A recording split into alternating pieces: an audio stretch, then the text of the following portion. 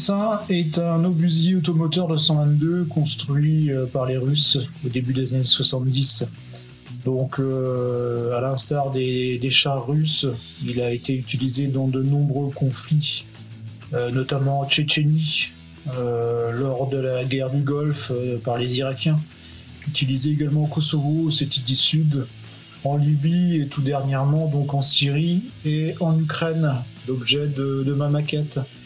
Donc ça faisait un petit moment que je souhaitais réaliser un blindé avec un badigeon blanc, badigeon assez fatigué, et du coup je me suis encore une fois inspiré des engins ukrainiens et notamment ici des séparatistes.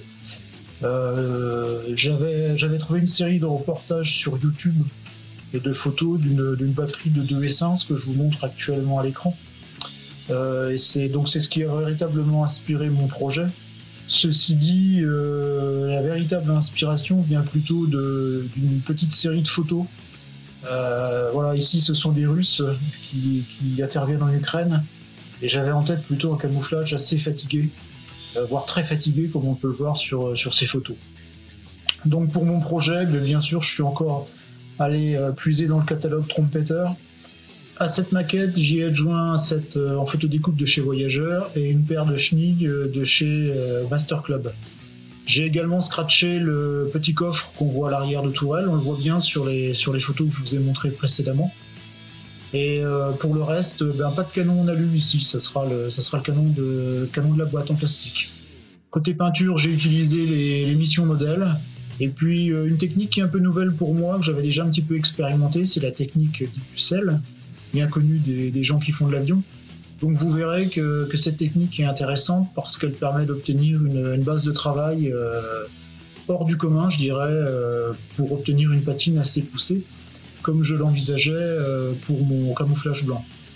Donc je vous décrirai également dans mon article la façon dont j'ai procédé pour réaliser à cet effet assez usé de camouflage, les différents produits utilisés, les différentes peintures, les crayons AK par exemple ici, et puis dans un précédent article de Steelmaster, je vous avais écrit aussi la façon un petit peu particulière que j'avais utilisée pour la peinture du pôle échappement. Voilà, donc je vais vous laisser découvrir en avant-première la maquette.